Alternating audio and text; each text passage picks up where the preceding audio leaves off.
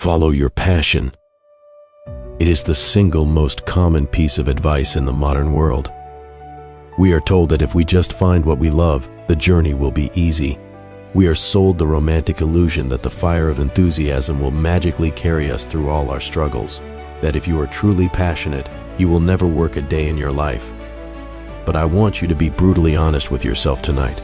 Look at your own history. How many times have you started a new project, a new habit, a new phase of your life with a burning passion, only to abandon it completely a few weeks later, the moment the excitement faded? Passion is a beautiful liar. It promises a smooth, endlessly exciting journey, but it abandons you the exact moment the storm arrives. It leaves you the moment the work becomes difficult, tedious, boring. And because modern society has tied success to a feeling, the moment you stop feeling excited, you assume you are on the wrong path. So you quit, you give up. You start looking for a new shiny object, a new passion. There is a reason this trap is so easy to fall into, and it has nothing to do with weakness. Your brain was never designed to sustain a feeling for years.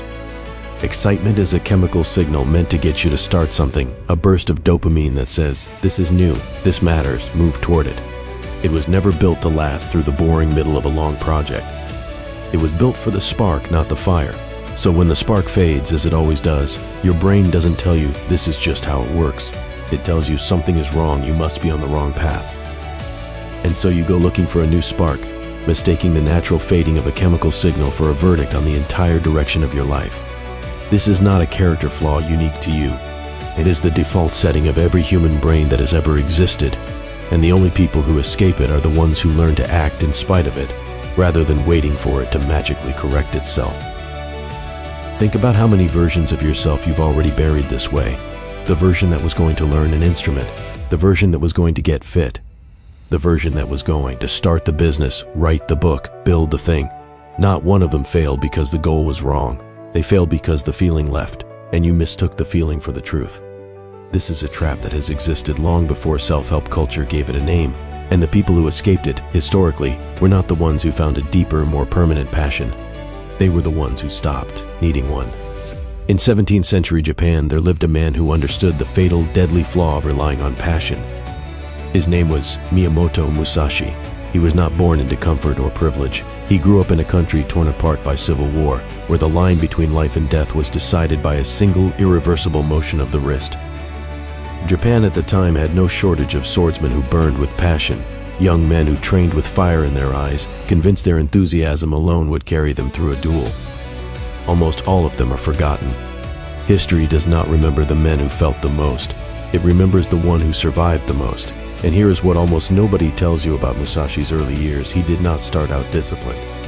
By his own later admission, his youth was reckless, arrogant, and driven by exactly the kind of hot-blooded passion the modern world worships. He fought his early duels half out of bloodlust, half out of a desperate need to prove something to himself. He won, but he won the way a gambler wins, loudly, dangerously, without any guarantee it would hold. It was only after years of close calls, after watching his own emotional intensity nearly get him killed more than once, that he began to deliberately strip it out of himself.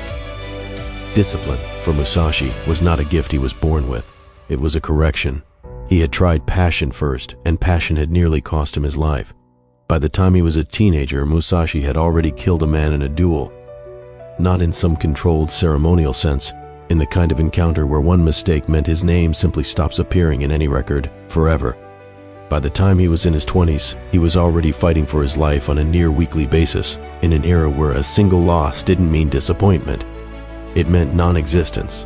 The most famous of these encounters was his duel with Sasaki Kojiro, a swordsman widely considered on raw skill to be Musashi's equal or even his superior. Kojiro had a longer blade, a flawless technique, and, by every account from the period, far more conventional passion for the art of the sword. He loved swordsmanship in the way the modern world tells you to love things, visibly, intensely, beautifully. Musashi showed up late. He fought with an oar he had carved into a wooden sword on the boat ride over, not because it was a brilliant strategic flex, but because he had spent the morning calmly carving wood, instead of working himself into the emotional state his opponent was working himself into. He did not need to feel ready. He simply was ready. In the same quiet way a loaded weapon doesn't need to feel dangerous to be dangerous. Kojiro died on that beach. Musashi walked away. Modern culture would have you believe Musashi survived because he had a fiery, unstoppable passion for the sword. They want you to think he woke up every morning thrilled, deeply inspired to hold a blade. But if you read his final writings, the Dokkodo, The Way of Walking Alone, written days before his death, you find a chillingly different truth. Musashi did not win because of passion. He won because of absolute, terrifying discipline. He understood that in a duel where a single millimeter of error means instant death, emotion is not a strength, it is a fatal liability. Passion makes your mind chaotic. Passion makes you impulsive. Passion makes you rely on a temporary feeling. And a temporary feeling is the worst possible foundation for something your life depends on. Musashi knew that to survive, he had to completely detach his mind from his emotions, not suppress them, not pretend they didn't exist, but refuse to let them drive. In the Dokkodo, written as 21 short precepts for the rest of his life, he set a rule for himself that modern self-help would never dare put on a poster: do not seek pleasure for its own sake. Not balance pleasure, not enjoy the journey. Reject the entire premise that the feeling of enjoyment is something you are owed, or something you should organize your effort around. He went further. He wrote that he would have no regrets for what he did. He wrote that he would not depend on a half-hearted resolve when in adversity, and in one of the quieter, stranger precepts, he wrote that he had no attachment to any single dwelling place, no home he needed to return to, no comfort he required to function. In another, he wrote that he would not let his heart be drawn by love or affection in a way that would compromise the path. Read those lines slowly, and you realize this was not a man trying to feel good about his path. This was a man who had stripped away every single thing he might have depended on for comfort, including comfort itself, and decided to walk forward anyway. True mastery is forged in the cold, dark, agonizingly boring furnace of endless repetition. Swinging a heavy wooden sword 10,000 times in the freezing rain is not a passionate act. It is a miserable, exhausting, mind-numbing experience. There is no rush of inspiration on swing 4,000. There is no spark of joy on swing 7,000. There is only the cold, the ache in your shoulders, and the decision, made over and over with nothing to make it easier, to swing again. While other men stopped practicing the moment their passion ran out, Musashi kept swinging. He detached his identity from the need to feel good about his training. He embraced the absolute silence of boredom instead of running from it. He did not fight to feel alive. He fought with the cold, calculated precision of a machine that does not require permission from its own mood to function. This is the harsh secret the modern world is trying to hide from you because it doesn't sell well. It's much easier to sell you a dream where the right passion makes everything effortless. Nobody buys a course called "Do the Thing You Hate" repeatedly, forever, with no reward feeling. But that, more often than not, is the actual mechanism behind every mastery you admire. You are not failing because you haven't found your passion. You are failing because you surrender the exact moment the work stops being fun. You are relying on a feeling, and feelings are exactly like the weather. They change without warning, without apology, and without any obligation to show up when you need them most. Picture two men standing at the same starting line. Both want the same outcome: mastery, success, the version of themselves they've been promising to become. The first man waits for inspiration. In week 1, he is unstoppable. He trains twice a day. He tells everyone about his new plan. He can feel the future version of himself already arriving. By week 3, the feeling has started to fade, the way it always does, and he tells himself this is just a rough patch. By week 6, he is taking a short break to avoid burnout. By month 3, he has quietly stopped, without ever officially deciding to quit.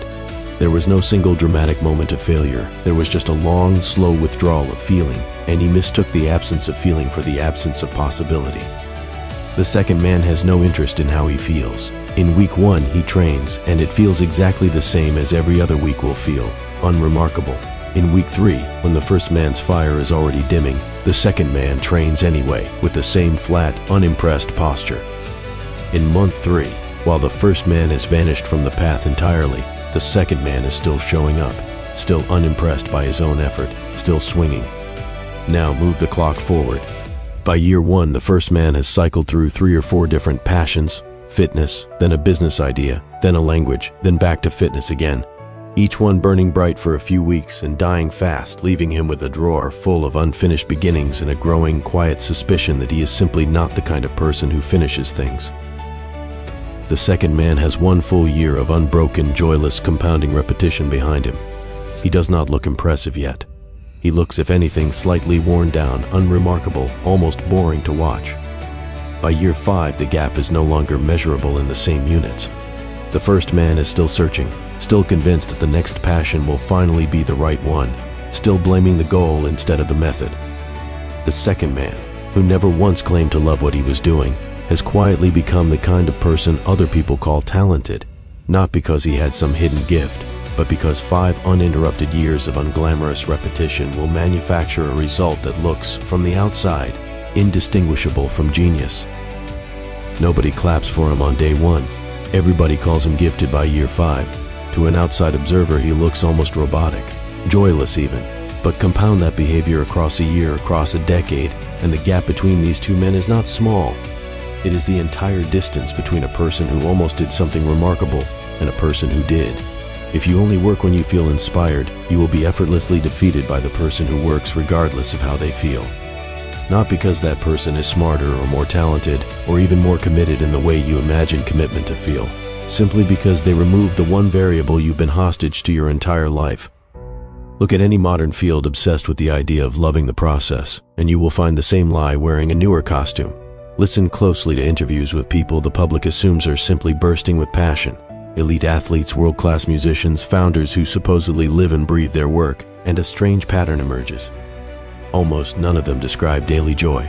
They describe routine. They describe waking up at the same hour, regardless of how the previous night went.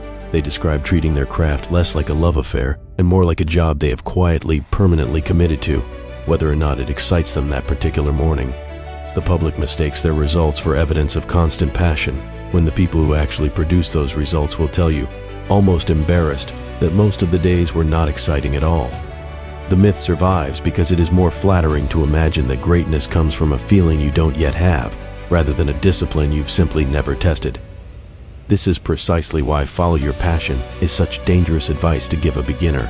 It quietly teaches them to use their own emotional state as the primary instrument for measuring whether they are on the right path. And emotional states are, by nature, the least reliable instrument available. A compass that changes direction depending on the weather is not a compass, it is decoration. Yet this is exactly what most people use to navigate the most important decisions of their lives, a feeling that was never built to be trusted with that much weight. It is time to stop waiting for motivation. Stop waiting for the perfect moment of inspiration to strike before you take action. Inspiration is a luxury for amateurs, a nice bonus when it shows up, completely irrelevant to whether the work gets done. The master simply picks up the blade and begins to swing. He swings it when he is tired. He swings it when he is depressed. He swings it when he feels absolutely nothing at all, when the part of his brain that used to crave excitement has gone completely silent.